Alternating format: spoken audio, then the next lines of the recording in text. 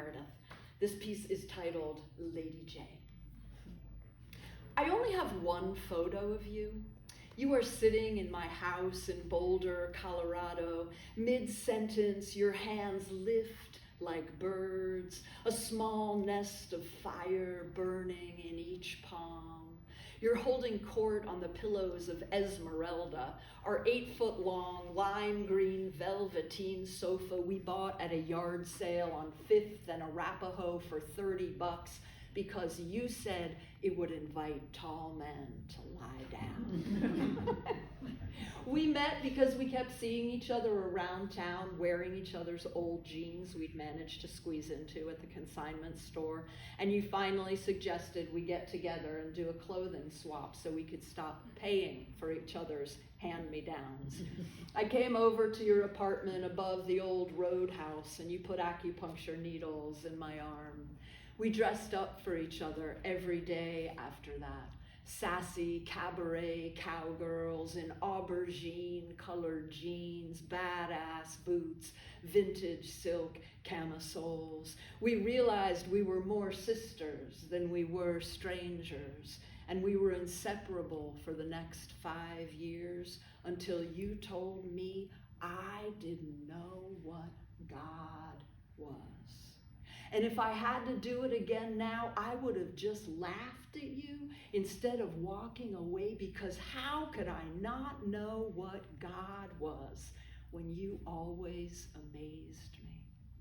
You who wore lingerie under your Catholic school uniform so you had something to smile about when the nuns beat you down. You who showed me how to afford to eat as an artist in Boulder. If you put it in a brown paper bag at the market, Lady M, you can put whatever price you want on it, nothing major. Heirloom tomatoes, organic cherries, dark chocolate haystacks.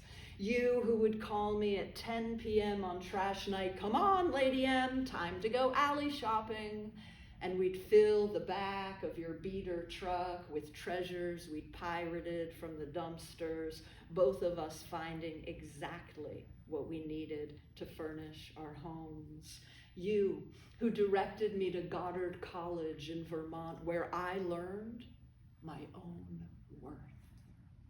You who asked me how I bring my poems to life and accompanied me to do my first public reading, my hands and voice shaking, they still do. You who shamelessly ate boxes of chocolate chip cookies in your white silk kimono while scribbling haiku, and your wisest line to me, well, Lady Meredith, the rules only apply to you if you let them. I miss you, Lady J. I never got to say goodbye when you were dying. We had drifted apart and old grudges kept us that way. I didn't find out until a year later. You came to me in a dream one mid-September night, and when you didn't answer my calls or emails, I searched you up, found your obituary. Shocked, I asked questions. The answer came too late. Pancreatic cancer. I went for a walk that night, 1 year from the day you died, and I swear you came with me. Said you were ready to move on, and I was the only one you hadn't spoken with. And then there was this moment when you let me see through your eyes, and everywhere I looked, all the molecules glowed like millions of tiny suns.